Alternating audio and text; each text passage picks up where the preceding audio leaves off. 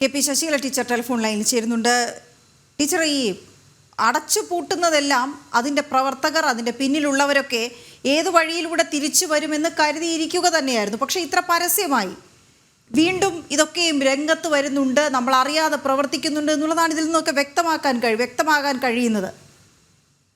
തീർച്ചയായും സാധാരണ ഇവർക്കൊരു പേരുമാറ്റാണ് പതിവ്.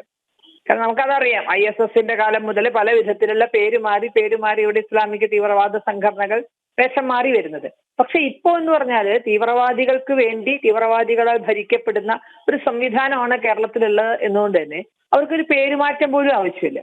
ഇവിടെ ഒരു നിയമ സംവിധാനം ഉണ്ടോ എന്ന് ഭയക്കുന്ന വിധത്തിലാണ് കാര്യങ്ങൾ നടക്കുന്നത്.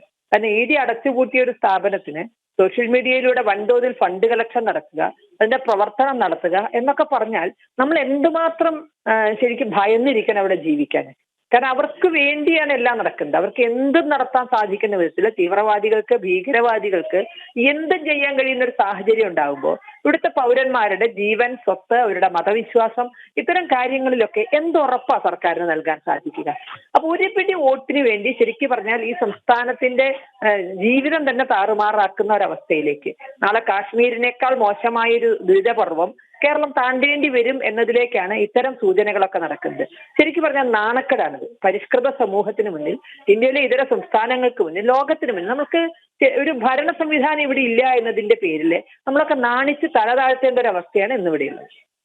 ഇത് ഈ സത്യസരണി ഒരു ഭീകരതയുടെ ഒളിത്താവളം എന്ന രീതിയിൽ തന്നെയാണ് ED അന്ന് ഇത് ഈ സ്വത്തുക്കൾ കണ്ടുകെട്ടുന്ന സമയത്തടക്കം പറഞ്ഞത്. കൃത്യമായി ഈ ഹവാല ഇടപാടുകൾ നടന്നിട്ടുണ്ട്, രാജ്യവിരുദ്ധ പ്രവർത്തനങ്ങൾക്ക് ഉപയോഗിച്ചിട്ടുണ്ട്, അതിനെല്ലാം മറയായി നിന്നൊരു സ്ഥാപനമാണ് എന്ന് പറയുമ്പോൾ തന്നെ വീണ്ടും ഇതേ രീതിയിൽ രംഗത്ത് വരാൻ ഇവർക്ക് ധൈര്യം നൽകുന്നത് എന്താണ്?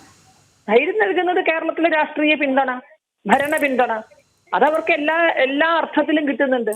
കാരണം ഇപ്പൊ നമുക്കറിയാം, ഇപ്പൊ കേരളത്തിലെ ഏത് ഭീകരവാദിക്കും അല്ലെങ്കിൽ ഏത് അർബൻ നക്സലിനും വരാം, വായിൽ തോന്നിയത് എന്തും പറയാം. അങ്ങനെ പറഞ്ഞു കഴിഞ്ഞാൽ അവരെ സപ്പോർട്ട് ചെയ്യാവുന്ന ഒരു വലിയൊരു സംവിധാനം ഇവിടെയുണ്ട്.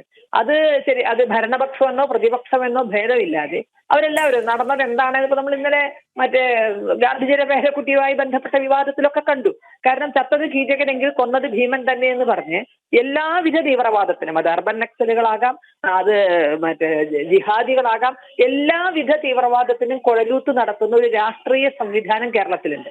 അവർക്ക് അതിൽ എല്ലാ അർത്ഥത്തിലും പിന്തുണ കിട്ടും. മോറൽ സപ്പോർട്ട് കിട്ടും, ഫിനാൻഷ്യൽ സപ്പോർട്ട് കിട്ടും, ലീഗൽ സപ്പോർട്ട് കിട്ടും. അപ്പൊ പിന്നെ എന്തിനാണ് അവർ ഭയക്കുന്നത്? ആ ഒരു സാഹചര്യത്തിലാണ് ഇവർക്ക് ഇതിന് ധൈര്യം വരുന്നത്. ഇത് ശരിക്കും പറഞ്ഞാല് പൊതുജനങ്ങളുടെ ജീവനും സ്വത്തും വെച്ച് കളിക്കുക. ഇതിനൊക്കെ പരിഹാരം കാണാൻ ജനങ്ങൾ നിയമം കയ്യിലെടുക്കണം എന്നൊരു അവസ്ഥ മാത്രമേ കരണീയമായിട്ടുള്ളൂ എന്നതിലേക്കാണ് ഇതൊക്കെ പോണത്. അതൊരിക്കലും നമുക്ക് നല്ലതല്ലല്ലോ. കാരണം ഭരണകൂടം പരാജയപ്പെടുമ്പോഴാണ് പലപ്പോഴും ജനങ്ങൾ അസ്വസ്ഥരാവുകയും ആ അസ്വസ്ഥത പല വിധത്തിൽ വേണ്ടാത്ത കാര്യങ്ങളിലേക്ക് നീങ്ങുക. അപ്പൊ അതൊരിക്കലും ഉണ്ടാകാൻ പാടില്ല. ഭരണകൂടം തന്നെ ഇത്തരം വിഷയങ്ങൾ അമർച്ച ചെയ്തേ മതിയാകൂ. വളരെ നന്ദി ശശികല ടീച്ചർ പ്രതികരിച്ചതിന്.